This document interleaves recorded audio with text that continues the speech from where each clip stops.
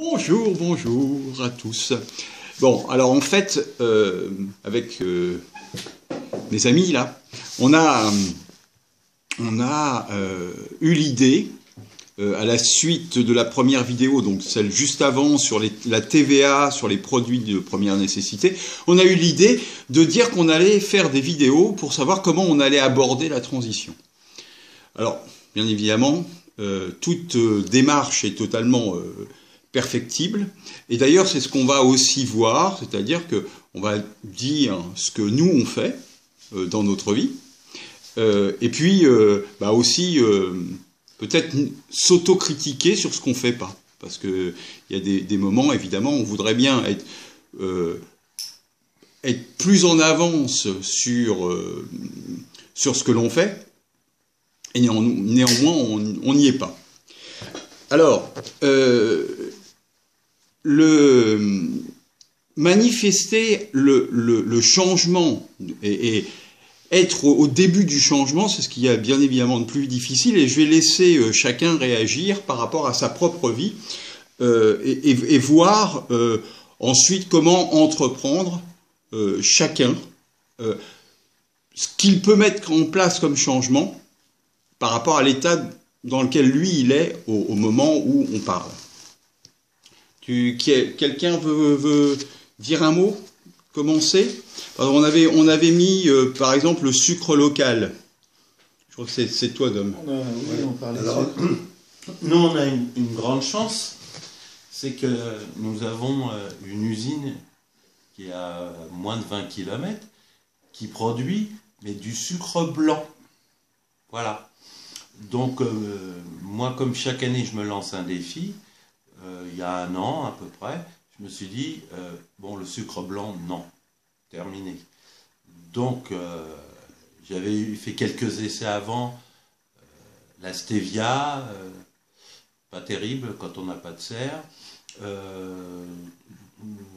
l'agave, pas terrible non plus quand on n'a pas de serre, donc j'étais revenu au sucre blanc. J'avais fait quand même l'effort d'emmener mon sucre roux que j'avais commencé à acheter au café pour ne pas prendre de sucre blanc, même s'il est entre parenthèses gratuit quand tu achètes un café. Attends, il va falloir qu'on fasse quelque chose parce qu'en fait là, moi, je suis statique devant l'écran et il n'y a rien qui se fait. Donc, il faut qu'on trouve une solution un tout petit peu différente.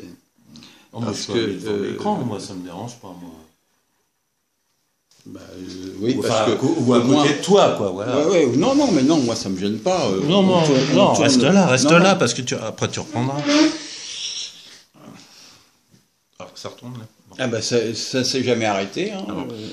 Donc voilà, donc le problème du sucre. Alors, moi, je suis un petit peu quand même dans le local et tout. Donc, on va dire, ah bah oui, mais vous avez une usine locale et vous la faites pas travailler, entre parenthèses, parce qu'il faut penser aux ouvriers, il faut penser à une petite voie ferrée qui vont rénover d'ailleurs. Donc, l'État va donner de l'argent pour restaurer cette voie ferrée. Il y a les camions, donc ça fait vivre du monde.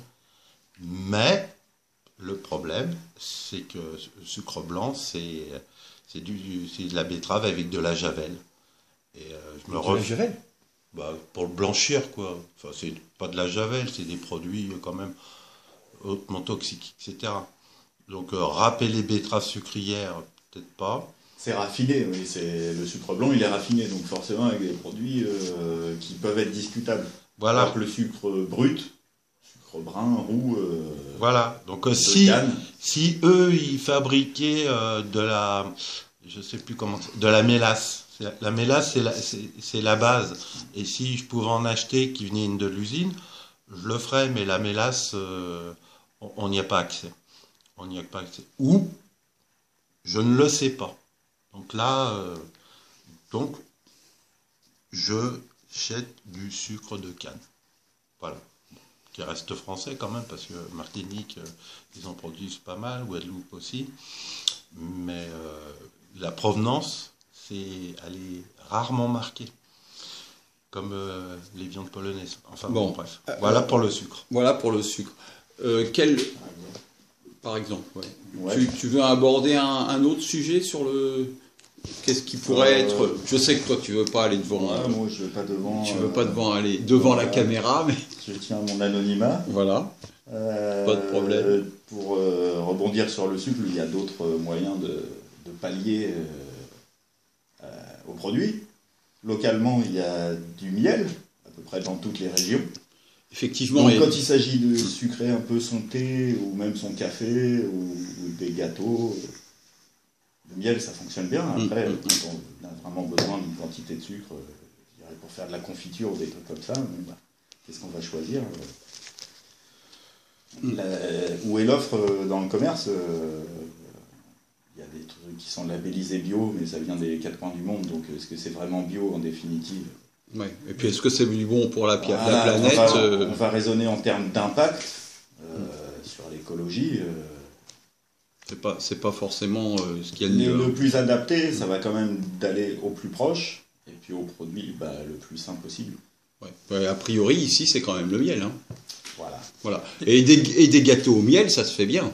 Ouais. Hein, je reviens sur la stevia, ça peut se cultiver en jardinière en petite quantité pour des besoins personnels. C'est quand même saisonnier, voilà, faut une serre, faut s'équiper. C'est des solutions palliatives. Très bien. Alors pour le sucre, je rebondis là, pour le miel. Il va avoir un label français là qui va s'appeler Bleu Blanc Ruche, qui vient juste d'être mis en service il y a 15 jours. Voilà, petite info. Très bien. Quelque chose à rajouter sur le sucre Sur le sucre, pas nécessairement, mais pour rebondir sur la modification de nos habitudes de consommation, le sucre, c'est un exemple. Oui. Mais au quotidien, c'est vrai qu'on utilise plein de choses qu'on pourrait progressivement déjà commencer à en remplacer en changeant de filière d'approvisionnement, en arrêtant d'aller les chercher au supermarché, mais plutôt effectivement revenir sur les places de marché locaux. Alors, je pense qu'on va arrêter, on est à 7 minutes 26, Ouais. On va arrêter là-dessus, et on va refaire une vidéo sur un autre sujet. Voilà, à tout de suite. À tout de suite.